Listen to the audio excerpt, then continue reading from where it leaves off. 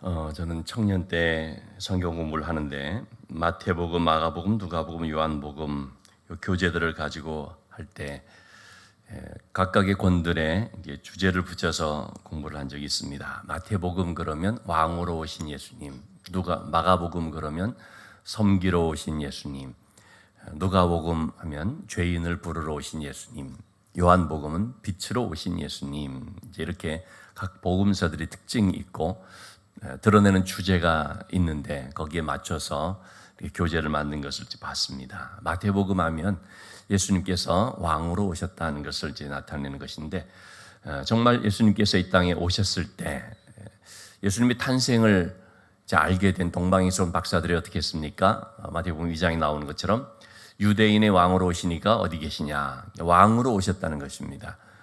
그리고 예수님께서 부활 승천하시게 될 때 마태복음 28장 마지막 부분 28장 28절 말씀이죠. 하늘과 땅의 모든 권세를 내게 주셨으니, 한마디로 뭘 말합니까? 왕이라는 것입니다. 온 이 세상의 왕이라는 것이죠. 그래서 예수님은 정말 이 땅에 왕으로 오신 분임을 알 수 있습니다. 근데 어떤 왕이냐가 중요하죠. 세상 사람들이 생각하는, 또는 이스라엘 백성들이 생각하는 우리 민족의 왕이다, 혹은 우리 민족을 정치적으로 독립시킬 왕이다, 아니면 우리 민족을 좀 먹여 살릴 만한 그런 어떤 경제적인 그런 면에 있어서의 왕이다, 이렇게 생각들 하는데, 분명 왕이라는 것은 맞지만 어떤 왕이냐 하는 것을 모르고 또 오해를 하고, 그래서 예수님을 잘못 섬기는 경우들이 있는 것을 보게 됩니다. 오늘 본문의 말씀도 예수님께서 예루살렘 성으로 입성하시는 내용인데, 이 입성하는 모습을 보면 왕의 입성이라고 볼 수가 있지요. 그래서 많은 사람들이 환영하기도 하고 또 기대한 사람도 있었겠죠. 얼마 전에 우리가 이제 종려주일 부활절을 지났습니다만, 오늘 본문의 말씀은 이제 종려주일이라는 그 배경이 되는 내용이 되겠습니다. 예수님께서 나귀 타고 예루살렘 성으로 입성하시는데, 바로 입성하시는 그때로부터 시작해서 6월절 한 일주일 채 안 되는 이 기간 동안이 예수님의 이제 십자가를 준비하는 그런 기간이 되죠. 그래서 이때 하시는 주님의 모든 말씀들 하나하나가 다 의미가 있고 메시지가 되는 것을 볼 수 있습니다. 자, 먼저 이렇게 예수님께서 나귀를 타고 예루살렘 성으로 입성하는 그 자체도 보여주시는 아주 중요한 그 메시지가 있는 것을 봅니다. 그래서 오늘 말씀을 통해서 우리는 두 내용을 좀 보게 되는데요. 첫째는 왕으로 오신 그 예수님의 모습, 어떤 왕이냐 하는 것이고, 두 번째는 성전의 주인 되신 예수님, 이렇게 우리가 나눠서 생각해 볼 필요가 있습니다. 예수님께서 예루살렘 가까이 이르게 됐을 때 벳바게라고 하는 곳에 도착했을 때 두 제자를 보냈습니다. 건너편 마을에 가보면 사람이 아직 타보지 않은 그런 메인 나귀야 나귀 새끼가 이제 있게 되는데, 그것을 풀어서 내게로 가지고 오라. 만일 누가 무슨 말을 하면 주가 쓰시겠다 하라라고 말하면 허락할 것이다 하는 말씀을 하시면서 제자들을 보냈습니다. 사실 이 본문의 말씀을 잘 보시면 이 말씀은 사복음서에 다 지금 기록되어 있죠. 한편 좀 뜬금없는 말처럼 느껴질 수도 있습니다. 아니, 그 남의 집에 나귀를 갖다가 쓰신다고 하면서 풀어서 갖고 오라는 것이, 이게 참 그게 될 일이냐, 가능할 수 있는 일이냐라고 생각할 수 있지 않습니까? 그런데 제자들이 어떻게 합니까? 주님 말씀이 그대로 따라서 가고, 그랬더니 그 말씀대로 주인들이 허락하고 이루어지는 것을 보게 됩니다. 여러분, 어제 우리가 말씀을 좀 살펴봤습니다만, 하나님 나라의 시민, 하나님 백성의 삶은 어떤 것이어야 되는가, 어떤 가치관이어야 되는가 봤지 않습니까? 높아지고자 하는 것이 아니고 낮아지는 것, 높임을 받는 것이 큰 자가 아니라 낮아져서 섬기는 자가 큰 자다라는 이 가치관을 주님이 말씀해 주셨고 가르쳐 주셨죠. 제자들이 서로 누가 크냐, 자리를 차지하는 이런 문제 때문에 서로 분내면서 다투는 이런 가운데 주님께서 나는 너희 중에 섬기는 자로 있느니라는 말씀을 하셨지 않습니까? 좀 이런 내용들이 보면 뭡니까? 주님께서 쓰시는 사람은 어떤 사람인가 하는 것을 보여주죠. 하나님께 쓰임받는 사람들은 어떤 가치관, 어떤 삶을 사는 사람들인지를 우리에게 보여주는 말씀이 되겠습니다. 하나님께 쓰시는 사람은 높은 사람 혹은 높아지려는 사람이 아니라 낮은 자요 섬기는 자라는 사실을 알 수가 있죠.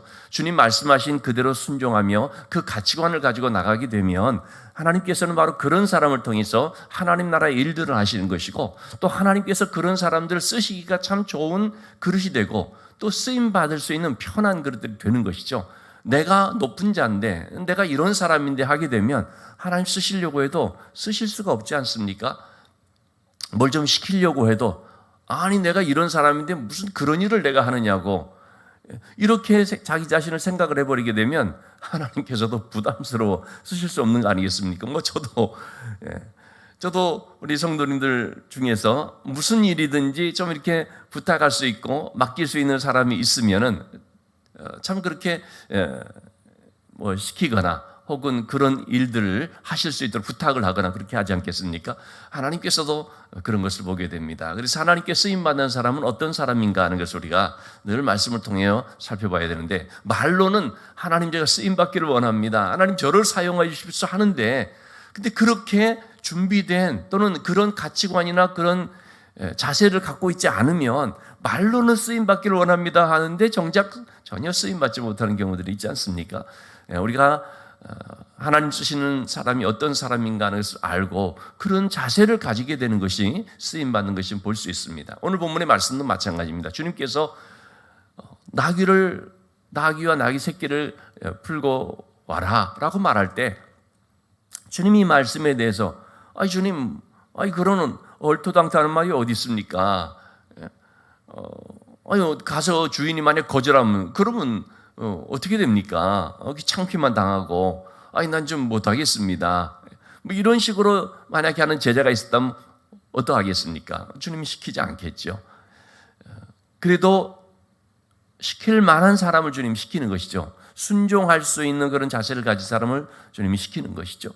그래서 주님 말씀 그냥 듣고 가서 그 말씀대로 했더니 이루어지는 것을 제자들이 보게 됐습니다. 여러분, 항상 우리는 하나님 말씀하실 때 하나님 뭔가 보여줘야지 확실하게 이것이 정말 신뢰할 만한 것인지가 좀 분명히 나타나야지 우리가 좀 그 말씀에 따르겠습니다 라고 하게 되면 하나님 말씀을 순종할 수 있는 것이 참 없을지도 모릅니다.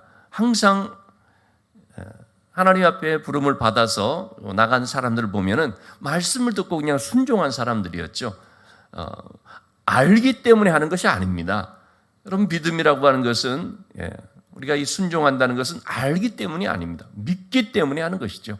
하나님께서 아브라함을 부르시면서 내가 너에게 분부할 지시할 땅으로 가라 라고 말할 때 전혀 보여준 것도 없는, 가본 적도 없는 것이지만 알지 못하는, 그래서 성경은 뭐라고 말합니까? 아브라함이 갈 바를 알지 못하고 갔다고 그랬습니다.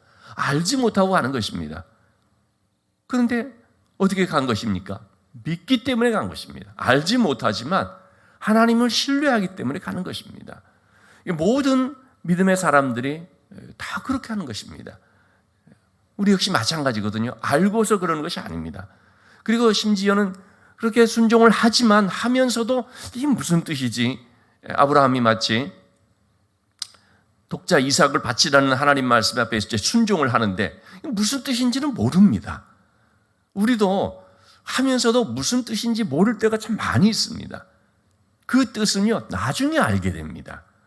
순종을 하고 난 뒤 또는 좀 때가 되어서 그때 그래서 이거였구나, 의미를 그때야 깨닫게 되는 경우들이 많이 있습니다. 순종하기 전에는 알지 못하고요, 순종하고 난 뒤에야 깨닫게 되는 것, 이것이 바로 하나님께서 역사하시는 어떤 방법이라 할까요?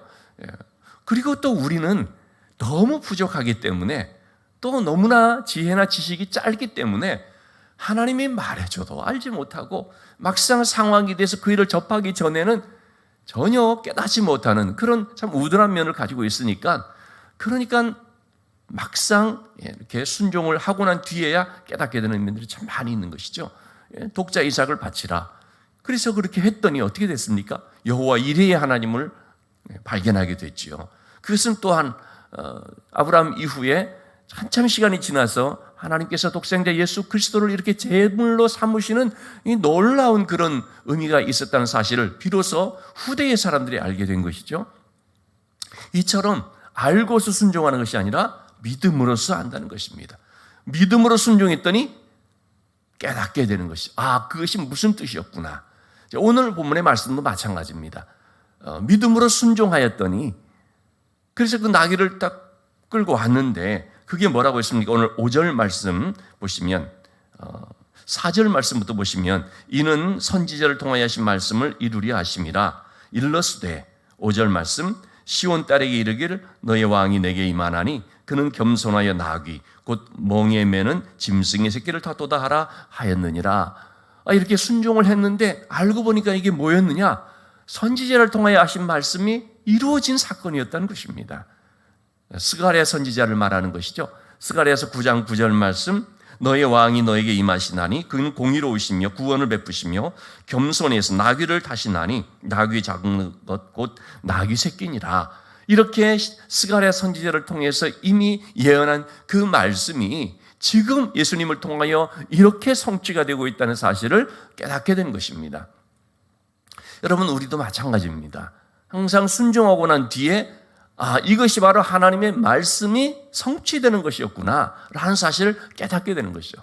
그래서 여러분, 우리는 항상 우리의 삶에서 말씀이 성취되는 것을 우리가 경험해야 됩니다. 우리가 신앙생활하는 것은 제가 지난 금요 심야기도 때 그런 말씀을 드렸는데 우리는 하나님 앞에 나와서 기도합니다.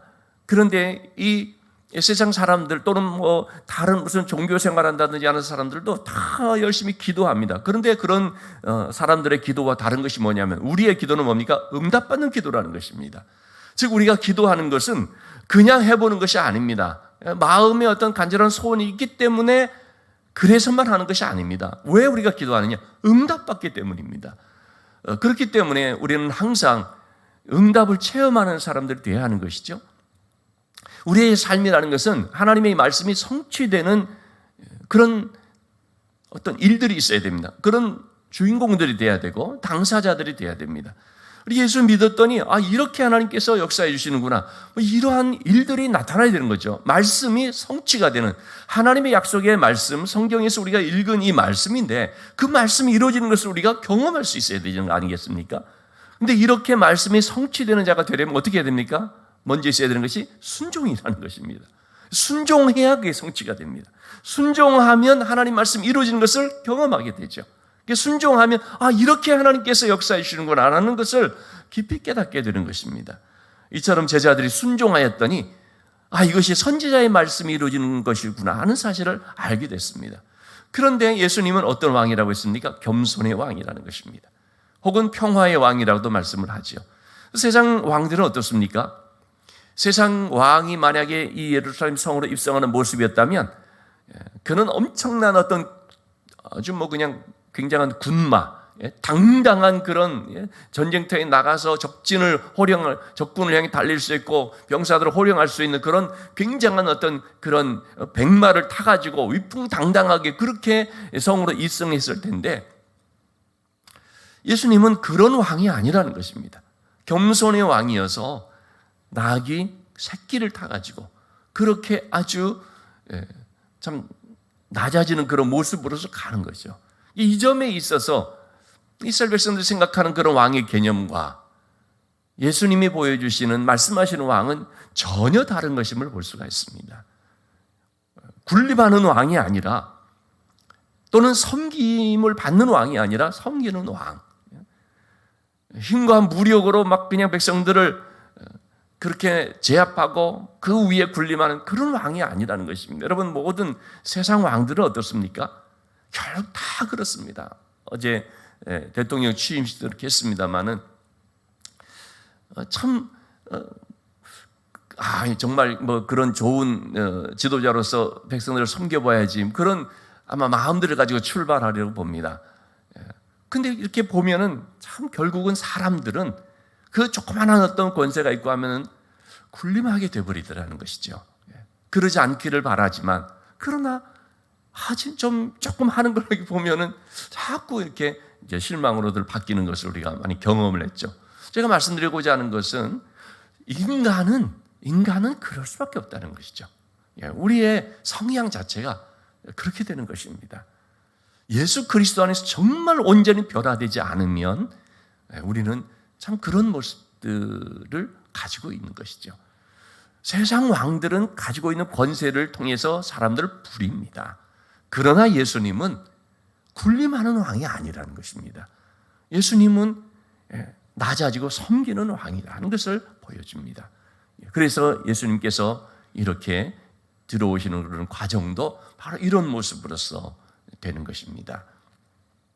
자, 이러한 예수님의 왕 되심을 오늘 우리 말씀에서 먼저 살펴볼 수가 있겠고, 두 번째로 우리가 좀 보고자 하는 것은 뭐냐면, 자, 예수님의 예루살렘 성전을 이제 예루살렘으로 딱 들어갔지 않습니까? 예루살렘 성으로 딱 들어갔는데 가장 큰 예수님의 관심은 뭐냐냐 보니까 성전이었다는 거죠. 가장 먼저 가신 곳이 어디냐 보니까 성전인 것을 볼 때에 예수님의 가장 큰 관심사는, 우선적인 관심사는 성전이었음을 볼 수 있습니다.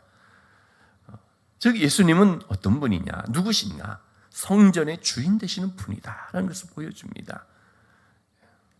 예수님께서 무슨 헤롯궁으로 쳐들어가서 헤롯을 쫓아내시고, 로마 총독의 어떤 관저, 물론 총독의 관저는 가이사라에 있지만 또 총독이 머무를 때 예루살렘에도 머무를 때 좀 있었던 어떤 그런 곳이 있었죠. 바로 이때 빌라도가, 항상 가이사라라고 하는 총독 관저에 있어야 될 빌라도가 유대인의 절기인, 가장 큰 절기인 유월절이기 때문에 소요가 혹시 일어날까 해서 마침 그때에 예루살렘에 와 있었던 것이었죠.